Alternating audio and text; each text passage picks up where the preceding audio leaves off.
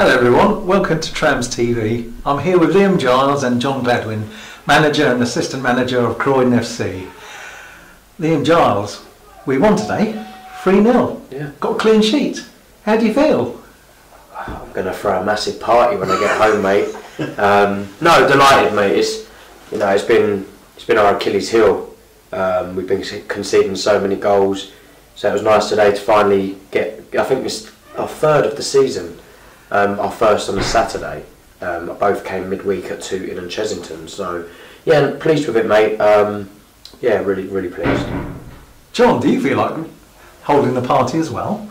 Yeah, definitely. I mean, after a couple of league results where we drew, we could have done better, but we ended up with draws, so 2 points out of 6. But from the cup game last week, which was 3-1 against Barking under 23s, it was all about taking that momentum into today. And the main thing is we know we can score goals, but can we keep a clean sheet? Very close at Barking last week. Obviously they scored in the 90th something minute, so that was unlucky. But today was clean sheet to win games. We kept the clean sheet. We know we're going to score. So the front three today of LD, Jaquan and Jason all scored, which is a massive plus. But on top of that, a team performance where everyone sort of fought and battled and never quit, never surrendered to scoring a goal. We was always conceding a goal. Sorry, we always looked strong, and you go from the back, Nick Taylor, all the way up to the top. Everyone worked very hard, and there could have been several man of the matches today, but hats off to LD. He put in a performance and topped it off with a goal. So yeah, great day all round. And talking of the defence, what did you think of the back four today? Yeah, much better. It's the first time in a while we've been able to name the same back four in consecutive matches, which helps to get that familiarity. Bringing in Kay Conte was always going to be a big plus. No nonsense, he defends with pride. One near the end there, it bobbled through and he put his body on the line. Pride in defending, as we call it. But no, we've done well. Zach Powell obviously went off injured at half time, so it's good to get Kieran Rufus back from injury, slotted in at right back. Done really well.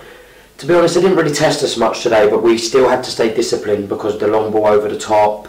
And as you know, in football, anything can happen. So we stuck to our task. Nick Taylor again, much better this week. Same as last week. His overall leadership, communication.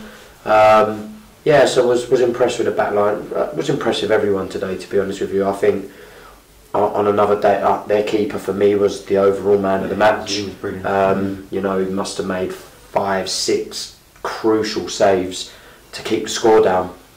So hats off to him. But that was my only disappointment, that it was only 3. But look, 3-0 clean sheet, 3 points, back in the playoffs. So happy days. Good day. Yeah, you mentioned injuries. Rufus was back from injury and Springer as well. Yeah. So it's good to see them back. We've had Jaquan's been out for a while now, and scored 2 in 2. So it's good to get him back. We know what he's got. We know what pedigree he's got. It's just a matter of getting him back to match fitness. Superb. Rufus, we know what he offers. Very versatile. He's played in goal. He can play up top. He's a centre half, but he's slotted in at right back today, and he don't look out of place. So it's that their pluses. We've got a few more still injured. We're trying to get them back. Obviously, losing Zach to injury today was, for me, it's an upset, but it's not at the same time because we've got people who can fill in. So I think that makes it 9 out now. 9 out. And we've had injured. We've had a big injury list this season. And it's been hard, but I think on the whole the boys have done well. They've dug in, some have filled in here and there, but listen, you can't fault our passion and our drive to try and win the games, even when we're Thames Mead a few weeks ago, 3-0 down, to come back 3-0. We're hard on ourselves. We say yeah, it weren't a great day, but when you look at that point coming into the season, could that be a massive point? We don't know, but at the minute, we could do better than that to concede them 3 goals. But since then, we've only conceded the 1. So keep doing that week in, week out, conceding as less as possible and trying to score as much, win games, points on board. You can't ask for more. We talked about the defence, but what about the players up front? Do you want to talk through the goals? Yeah, on that note, a lot of people were probably wondering this week, losing RJ to East Grinstead Town, stepped up 2 levels. you know, would our goals dry up? We never doubted that the lads that would come in wouldn't fill his shoes. You know, LD, first goal in English football, I think it's his third game. For me, was an absolute handful today. First 90 minutes in over a year. First 90 minutes in over a year. You know, you see he was emotional when he scored his goal at the end.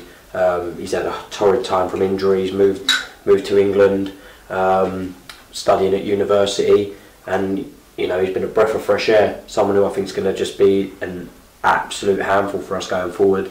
Young Jason Cates bided his time, come in, scored a goal today. Could have, you know, beating himself up when he come off, and you know, that's how hungry he is. And one thing I will say on that note is we are quite a young side today, and we put faith in our youngsters. Aaron Reba, 17 years of age, man of the match last week, and he's literally bossing the midfield week in, week out. Another contender for man of the match. Jason and Jaquan up front, you know, both just turned 19. Jaquan Springer, you know, the kid is frightening. If we only we could get him fit and have him week in, week out. The kid walked out of a scholar at Leicester. You know, his ability is unbelievable. It's just trying to get him to have that want and that passion to play football. But yeah, you know, all three of them scored. They all done their job today, and again, they could have all had a hat trick on chances quite comfortably. Young Adrian. Yeah, young Adrian come off the bench. You know, 17 years of age, scored last week. Come off the bench this week, and you know, I think got the last 7 or 8 minutes. But you know, that's what we're looking at now. We know we've got a good core.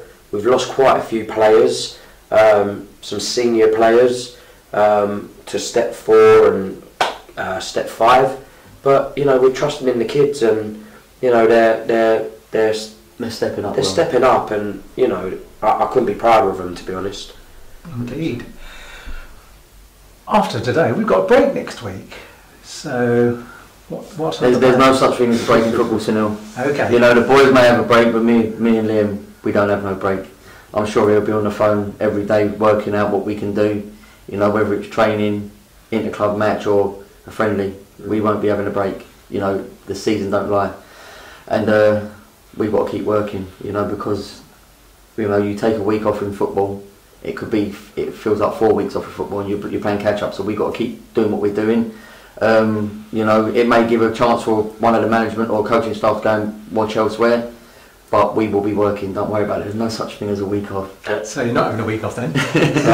And just so for everybody, we will be playing Tuesday the 30th at AFC Whiteleaf Church Road. We will be playing in a friendly there, where we're going to give some people some opportunities and have a look at a few players. So bear that in mind. We will be there, 8 o'clock kickoff I think it is, so we will be playing a game next week. Okay, we'll look forward to that. Liam Giles, John Gladwin, thank you very much. Thank you, Suniel.